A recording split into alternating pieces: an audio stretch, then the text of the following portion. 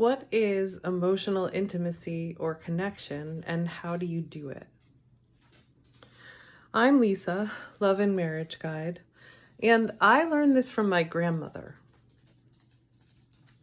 So I have been a couples therapist for over 20 years, and I'm now doing coaching. And what I had asked myself was, what did I want? Like, what was I looking for when I was looking for emotional connection or emotional intimacy? And what I thought back to was really my grandmother and her presence. Because it wasn't what she did, it was what I felt coming from her and what she allowed me to do. And so it was just that, like, I would get emotional, which it wasn't safe to do in my family. But with my grandmother, it was safe to do it. And so I would get emotional and she would just hold that space for me, be really present. She wouldn't say anything. She would just allow me to feel whatever I was feeling, and she would just be there with me. And I could tell that she believed in me and that she knew I was going to be okay and that I could get through this and I would come up with the right solution or whatever. That was just what I felt from her. Like, just this unconditional love and emotional presence.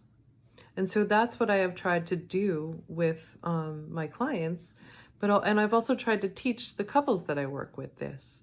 And so it's not easy to teach somebody how to be present. That's something I think that meditation really helps a lot with. But so I've come up with like 3 really easy things that you can do which help you to be more present. And those 3 things are: acknowledge what you hear, see, and feel from the other person. I see you sad. I hear you saying this. I feel you agitated. I feel you anxious. And then validate it or express understanding. I could see why you would feel that way. I could see why you would think that.